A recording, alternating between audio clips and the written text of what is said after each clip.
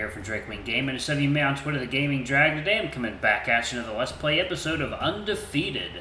So y'all, before we jump into it, just want to let y'all know that our Patreon is now up for as little as $5. Y'all can help support the channel and get some awesome rewards like permanent access to our community Discord server and full access to upcoming Not Safe for Work videos. All that for as little as $5, y'all. Anyway, let's go ahead and jump right back in. Alarm chain, you are up, and let's go. Get our internet installed tomorrow, so that'll be nice. Or today. I guess this will be going up the day we get our internet installed, so... Anyway, let's do it.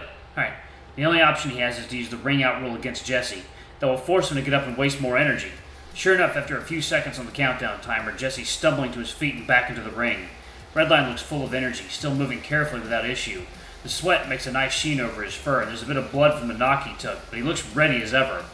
Jesse, on the other hand, is a bit sluggish. His fur has been matted down by the sweat, and he's moving a bit slower as he re-enters the circle. It's clear he's not learning too much, or at least he's not getting the picture just yet. He takes a second to breathe, and charges right back in to attack Redline head-on. The two play the same game as before, with Redline taking the occasional shot at Jesse when he circles out. It's not exactly the most interesting way to fight, but it's a more strategic fight. Given the size advantage, that's a better way to operate. If he wanted to be showy, he could. That's Redline's whole deal. But he knows as well as I do that every second he spends in there is dangerous. The way that Jesse keeps charging in at red, he's looking more like a bull than a puma. About 10 minutes have passed, which is a ridiculous amount of time to be fighting without a break. Aside from the hook on Redline and Jesse being thrown, not a whole lot has happened. There's been a few clean strikes here and there. Redline's nose is bleeding a bit more after taking a jab or two, but he hasn't broken concentration. Jesse, on the other hand, looks like hell.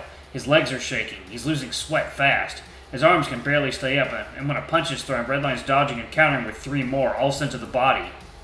Aiming for the head is a good way to knock someone out, but body shots can be devastating. The body is sensitive, especially if you take a good shot to the liver or the solar plexus. With good aim and enough power, you could drop a guy for a few minutes with one shot there, no matter how big he is. Barring that, of course, hitting someone's abs accumulates over time. The more you work their body, the harder it is for them to breathe, and the more energy they have to spend just to keep coming back. Just keep fighting back. Targeting only the body and conserving energy, while your opponent is notorious for having a limited amount of energy, is the perfect combination for... Grah! Crack! Holy shit! I blinked, thinking I missed something. It all happened so fast. Jesse was exhausted, completely wiped, and went to throw a punch, but his guard is absolute shit at this point. He's got no form, which is exactly where Redline wanted him. The Puma's fist had extended, with Redline having more than enough time to evade it. Rather than let himself stay within range of Jesse's deadly fist, Red opted to use a kick instead. You can see the consciousness leave Jesse's body. With how exhausted he was, it didn't take too much to put him out. The Puma went limp the instant Redline's foot connected with his jaw, and the sound accompanying it made it clear that something was broken. As Jesse falls, the others in the room all come to attention. Bruce tenses up, and when I turn to look at him, I can see a grin on his face. Time resumes, and Redline wastes no time finishing the job. Jesse's body falls limp to the canvas, and Redline follows up, both legs plant over the Puma.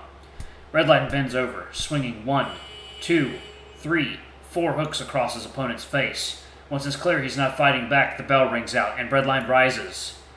With a beautiful kick to the head, Redline has put Jesse out cold.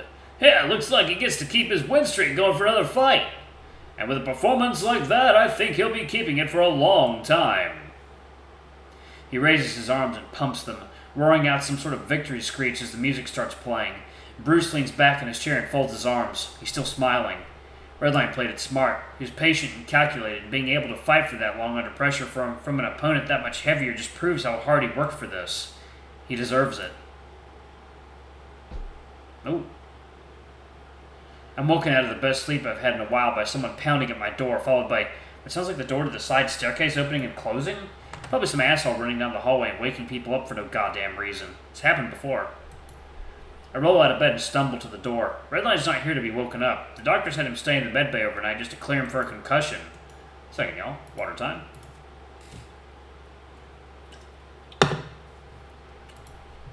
That was a few hours ago, though. I'm sure he's fine. I swing the door open to see if anyone else got woken up.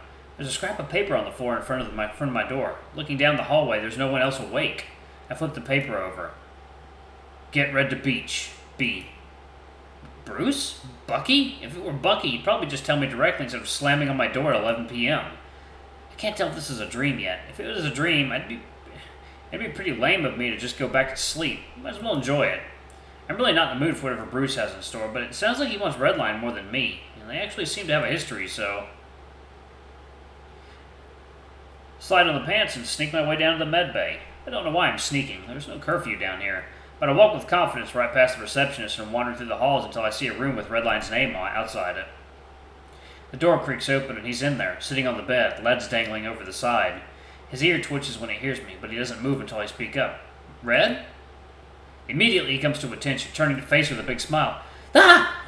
It scared me, dude. What's up? You're still up? Yeah, the doctor cleared me a while ago, but I was, chatting with Drayden. I feel like I have a responsibility to ask him about that, but Bruce's note shifted in my pocket. Ah, gotcha. I got this note by a room. I think it's from Bruce. He wants me to bring you to the immersion chamber. Without question, Redline hops down from the bed, scoops a little knapsack over his shoulder, and trots to the door. Sounds good. Just like that? Do you need to check out it or anything? Nah, they offered to let me stay the night, but I don't think I'll be doing any sleeping. Fair enough. He must still have some adrenaline from the fight. We make our way down the long hallway, and Redline's uncomfortably quiet. He doesn't seem sad, just quiet. For once, I'm leading the trek, and after a few minutes, we make it to the immersion chamber. Are you sure you want to do this? If you need to rest, we can... Nah, if he wants to see us, we can see him. We open the doors and find... Bruce standing behind the bar counter, setting up a few bottles of various drinks. He looks up as we enter, and smiles when he sees us. There they are. Redline and I share a quick glance before he speaks up. What's all this? A party. Didn't you know fighters get a celebration after a win? Yeah, but that's usually a Tier 3 thing. Well, then, you're a Tier 3 fighter, just for tonight. Figured a fight like that deserves a little party, so I booked the room for us. This feels like a setup or something. I don't know. Bruce saw how drunk Redline got at the party. He knows how rowdy he can get.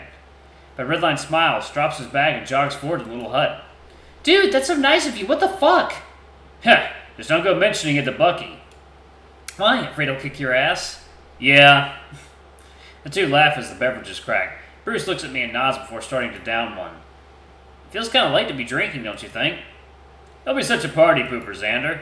It's alright, we only have one or two. Plus, I'd hate for Bruce to go through all the trouble and have it go to waste. No trouble at all. I saw the fight. You were fucking great. Redline's tail starts wagging a little harder at that. He's having trouble finishing his drink fast enough to respond. Oh dear. You got how many backflips? 4, no, 5. Bullshit. I bet I can prove it. Only if I get to be the one throwing you into the water. We've been talking for a while. I'm getting a little sleepy, but it's nice listening to other people talk. Just as long as I'm not the one needing to provide conversation. Redline and Bruce have been chattering about their various vacations for the years. Red brought up his summer camping adventures, bragging about how many flips he did off to Pudge. We can always shave your chest to recreate the aftermath. Why, so you can see my nipples, you whore? Yeah, maybe get something tattooed there too. Raging Redline. 1 second, y'all. Water time. Red howls with laughter. I still can't believe they let me get away with that. I slipped Brett the revision at the weigh-in. I didn't think they'd read it. Well, congrats on your new brand, Rager. God, don't... The sports drinks are going to be breaking down your door for a sponsorship. God, don't make me regret it any more than I already am. Redline shoves Bruce playfully as they laugh, but when Bruce shoves back...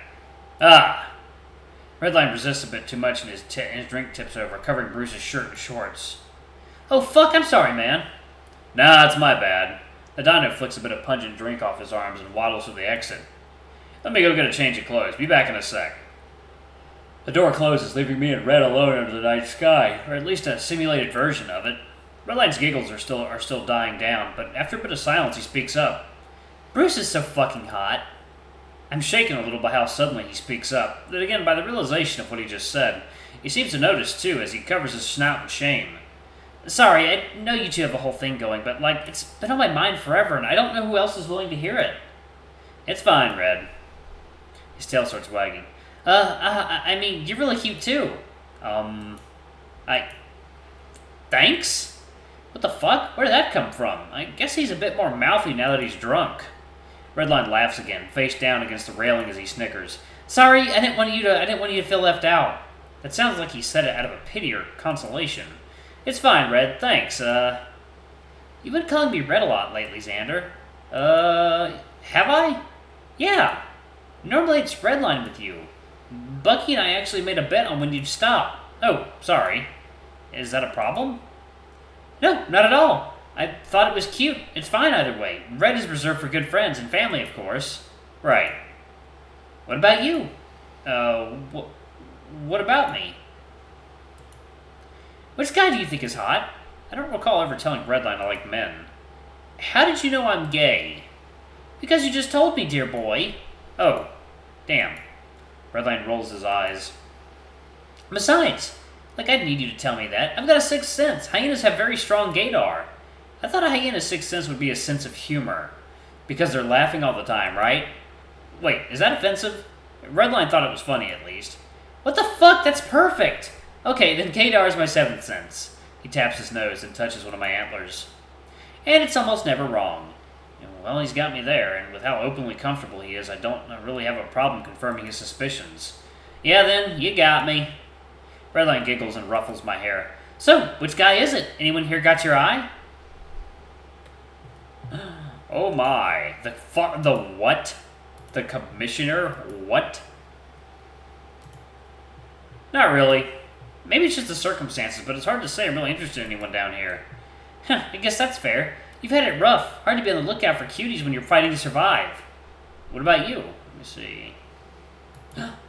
I reach up to scritch behind his ears. I can see his eyes roll back slightly before he closes them. His fur is so soft. If we're being honest, I guess you're pretty cute.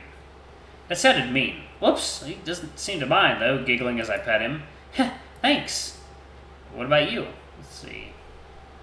Bruce. I guess I have to agree with you. Bruce is pretty hot.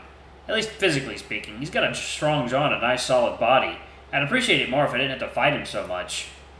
See? You get it. He's such a hunk. What about you? Let's see. Bucky. Bucky's pretty cute, if we're being open about it. He's nice and strong. Redline coos like he found out about a big secret. Don't worry, I won't tell, but I will make sure you two wrestle more. Drayden. Drayden was the first friendly face down here, and he's been giving me a good emotional support. Second, y'all. Water time.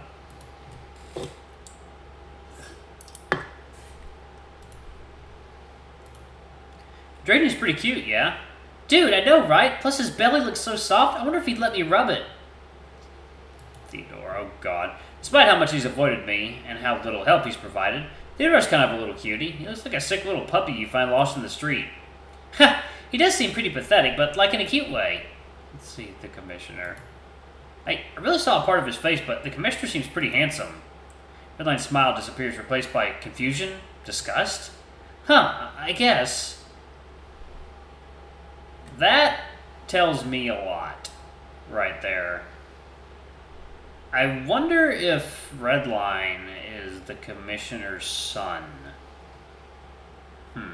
Let's go with Redline. Alright.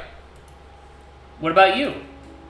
I don't know. I think a lot of guys down here are cute, but, like, most of them don't want to hear it, you know? Plus, it's hard to tell them that with their dick in my mouth. Right. Oh, sorry if this is too much. I chuckle and lean forward on the railing, too. It's okay. Heh, okay, thanks. A few seconds pass while we watch the waves. Ooh, excuse me. You did really good in your fight, you know. His tail wags. You think so? Yeah, man, you played it really smart. Even the commentators were surprised. But it makes sense. You know how hard those guys hit. You know how hard those guys hit? I do, yeah. Redline points to his snout. There's a bit of dried blood there. I swear, he almost knocked a tooth loose. Imagine how much trouble I'd have eating. He could probably go without a single tooth. You never know. Bruce hasn't hit your jaw yet. Hasn't he? All those fights just kind of melt together. I'm glad you and Bucky got something figured out. Yeah, I learned a lot. Didn't he do a bunch of wrestling with you? Yeah, I learned not to wrestle with the bigger guy. He gives a tired laugh. I was really worried. I've never had to fight with someone that big. Not in an actual fight, you know. It's pretty scary, right? Yeah, duh. I mean, he's only a couple pounds bigger. Nothing like you and Bruce. A couple pounds? Dude, he's almost 50 pounds heavier. Redline pauses. Huh? Are you sure? I mean, he looks pretty big already, but I wasn't sure if I was just anxious or... Nope. It's like, you know. Alright, it is Time for me to pause the video. I'm going to go ahead and pause it right there. Thank you all so much for watching. Don't forget to like, comment, subscribe, ring that notification bell, and check out our Patreon if you can. It always helps. Anyway, I love you all. I'll see you all in the next video. Bye-bye.